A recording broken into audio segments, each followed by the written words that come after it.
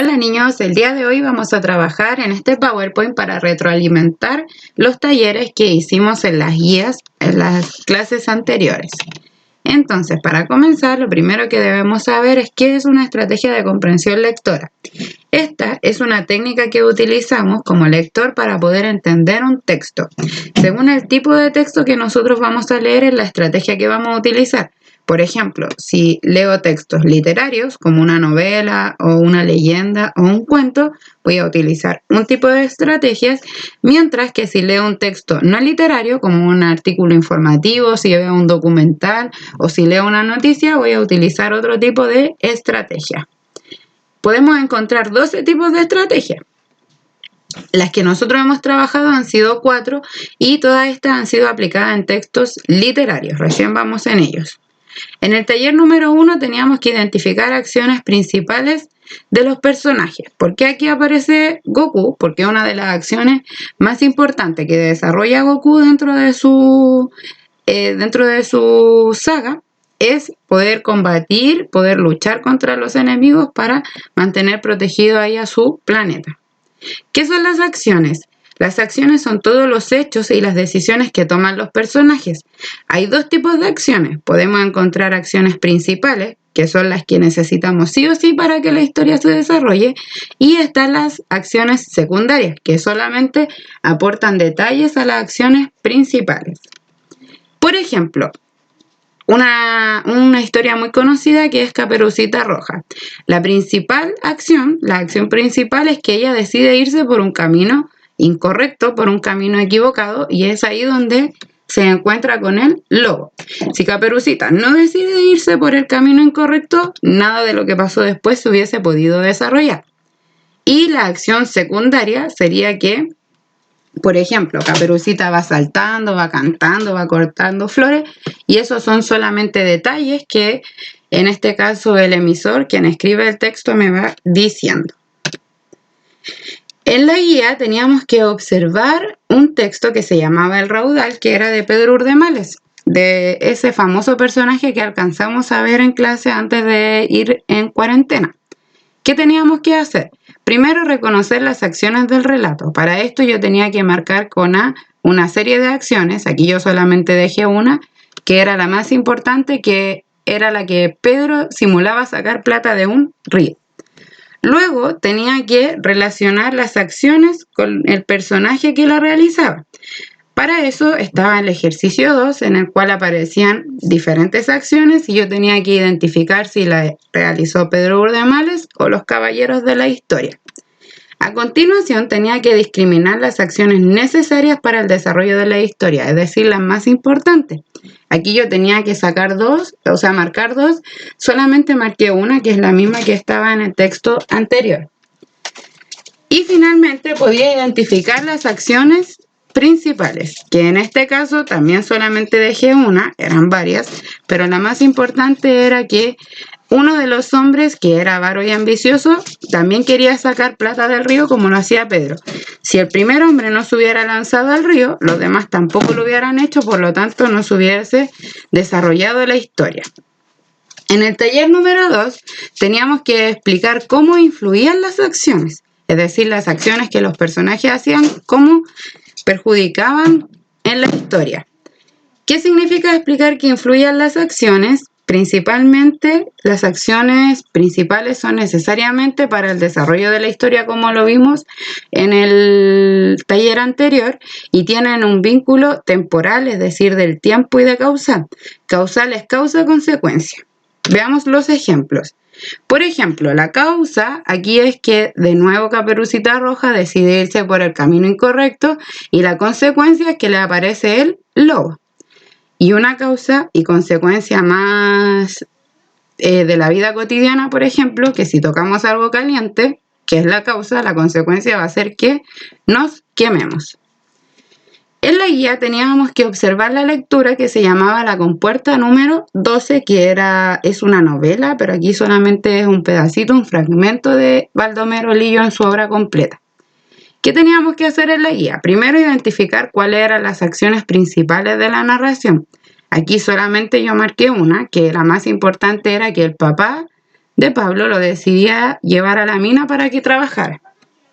Luego teníamos que relacionar las acciones principales con quién las ejecutaba. Aquí me pregunta cuál acción corresponde a algo que haya hecho el padre de Pablo. La más importante era que llevó al niño a trabajar en la mina. Para seguir teníamos que determinar qué provocaban las acciones principales en el desarrollo de la historia. Si el papá de Pablo no hubiese llevado al niño a la mina, obviamente nada de lo que ocurrió después se hubiese desarrollado, ¿cierto? Y finalmente, explicar cómo estas acciones influyen en el relato de la historia. Ahí puedo decir que debido a las constantes súplicas del padre hacia el capataz, acepta al niño en la empresa y lo obliga a trabajar, ¿cierto?, bajo muchas exigencias. En el taller número 3 teníamos que interpretar el lenguaje figurado. El lenguaje figurado es una forma diferente, embellecida, que utilizan los autores para poder decir algo de manera más coloquial y no literal, ¿ya? Ejemplo. Estos son ejemplos de la vida cotidiana más fácil para que ustedes entiendan más o menos lo que es el lenguaje literal. A veces nosotros decimos frases cuando estamos en grupos de amigos. Por ejemplo, esta que dice entero pollo. Entero pollo es un lenguaje figurado que en lo literal significaría que alguien es súper iluso, ¿cierto? Eso sería un lenguaje literal y un lenguaje figurado. También cuando vemos un partido de fútbol o algún deporte, por lo general las personas dicen, oh, es máquina para jugar. Eso es lenguaje figurado, porque una persona no puede ser máquina, sino que hace referencia en lo literal a que es súper bueno. Y también, a veces si estamos con un grupo de amigos y nos gusta a alguien, decimos sentí mariposas en el estómago. Cuando alguien me gusta o cuando estoy incluso nervioso, obviamente las mariposas no lo vamos a decir, sino que es para decirlo de manera figurada a lo que literalmente quisiéramos decir que estamos nerviosos. En el taller teníamos que observar este fragmento, que también es una novela que se llama La Isla del Tesoro. ¿Qué teníamos que hacer? Primero buscar en el texto palabras o expresiones que tengan sentido figurado. En este caso me aparecía una tablita y yo tenía que marcar si la expresión era literal o figurada. En el caso de la primera es literal y en el caso de la segunda es figurada. Aquí el comportamiento no me daba buena espina. Luego tenía que definir las palabras en su sentido literal, tenía que buscarlas en el diccionario. Aquí solamente seleccioné buena, que es tener bienes o una herencia, y espina, que es una astilla pequeña.